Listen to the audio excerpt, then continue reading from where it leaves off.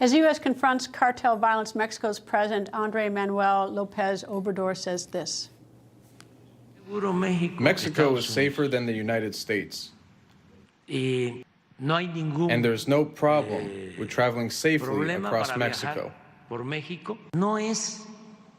It's not that they're afraid. It's not that this violence you mentioned really exists. It's manipulation, pure and vile manipulation. President Obrador makes these claims after the kidnapping and murders involving 4 Americans in Matamoros, and we are still trying to find the 3 Texas women who were headed to Matamoros. The Mexican president's statement also came after the Texas Department of Public Safety urged Texans to avoid traveling to Mexico for spring break. In a statement on Friday, the Texas DPS director said, quote, "Based on the volatile nature of cartel activity and the violence that we are seeing there, we are urging individuals to avoid travel to Mexico at this time," end quote. Now, last night at a campaign stop in Iowa, former President Trump brought up Mexico's president. Apparently, the former president is a fan. And I really like the president of Mexico. He's a socialist, but, you know, can't have everything, right? He's a great guy, actually. He's a friend of mine. But he's a great guy. He's a fantastic guy. And, you know, it's not an easy country. It's a very, very tough country, Mexico. Very, very tough. Very dangerous in many ways. But they have a wonderful man leading it. The two presidents worked together in the past. In 2019, together, President Obrador and then President Trump ratified and put into effect the United States-Mexico-Canada Agreement. And the following year, during a meeting to celebrate the USMCA, President Obrador said to Trump, quote, "We have received from you understanding and respect. We are friends, and we are going to keep being friends," end quote. But the relationship has not always been chummy. Also in 2019, then President Trump threatened to impose a 5% tariff on all Mexican goods entering the U.S. That is, if President Obrador did not curb the flow of illegal migration into the U.S.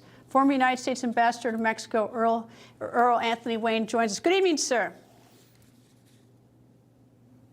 Thank you for having me with you. Okay, so this is a thorny problem. The president of Mexico says it's safer than the U.S., and according to ABC News, Mexico has 28 per 100,000 homicide rate. We only have 7 per 100,000, so ours is better there. And we have our own State Department issuing this travel advisory, do not travel advisories for 6 of Mexico's 32 states. And then for 7 states, it says reconsider travel for another. So our State Department says it's dangerous as well as the numbers. So is Mexico dangerous? And, what are we going to do about it? Well, first, clearly those states that are marked red on the State Department map that says don't travel there are dangerous. And that's why they're marked that way. The State Department's very meticulous about trying to warn American citizens. There are some other states that are safer, that are quite safe, and then there are a number that are in the middle.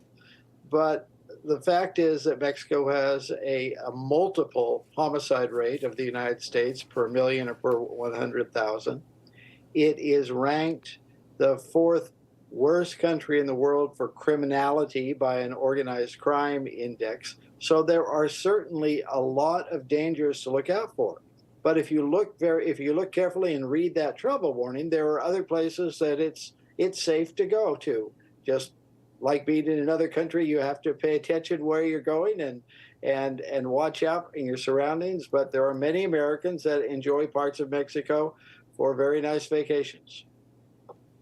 What I'm having trouble with is, look, Canada's a great place. They don't have those numbers that Mexico does. Both our neighbors. I want to really like our neighbors. I want to think our neighbors are safe.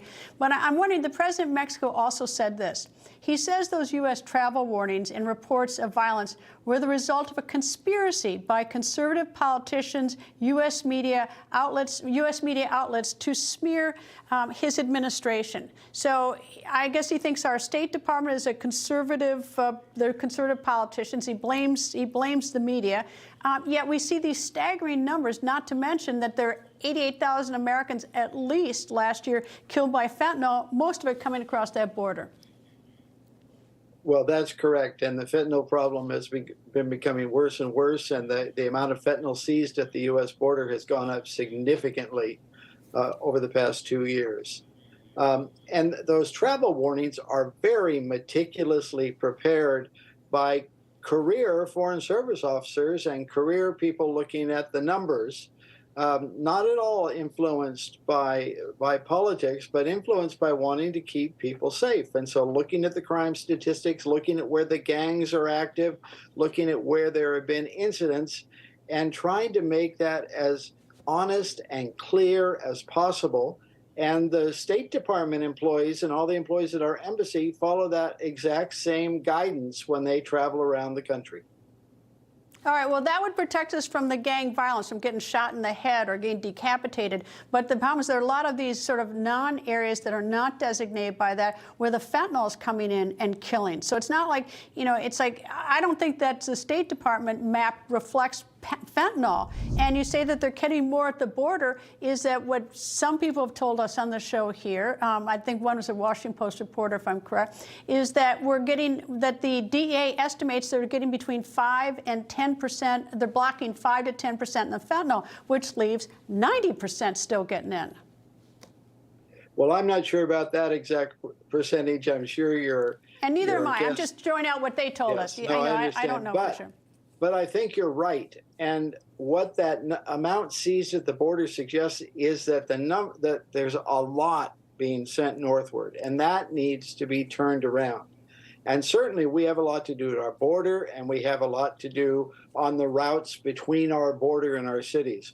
But Mexico has a tremendous amount to do in its country also to stop that fentanyl from getting to the border and to stop those labs where the fentanyl is made into pills and processed and sent northward. I was just reading a report today done by a research group in San Diego where they went and tested pills at pharmacies in Mexico and found a number of those pills were also infected with both fentanyl and heroin. So this is a very serious problem, and we need to have better solutions, better cooperation, better collaboration, better law enforcement action to stop it. Let me ask one quick question. So how do you reconcile that 88,000 minimum U.S. are getting killed from fentanyl coming in over that border, and we're all saying we better do something better, whereas less than 3,000 were killed on 9/11, and we took much more drastic actions? I mean, how do you reconcile those? And what do you say to a parent who's lost a kid with fentanyl? I don't have a good answer for that, and I've been writing about this for a number of years, urging people to get more serious on both sides of the border and to make this law enforcement and justice collaboration more effective. There is no good explanation for the inability to stop this flow northward. There are many reasons for it, but we've seen these numbers rise over a number of years. And maybe now this increased attention will help turn this around. People are talking about this, a better information campaign also for users in the U.S. Watch out for any pill. Don't accept pills from anybody. But we've got to go after this at every step in the process. And it is really serious. You are exactly right. The numbers are just horrifying and terribly sad. Ambassador, thank you very much for joining me, sir. It's been my pleasure. Thank you.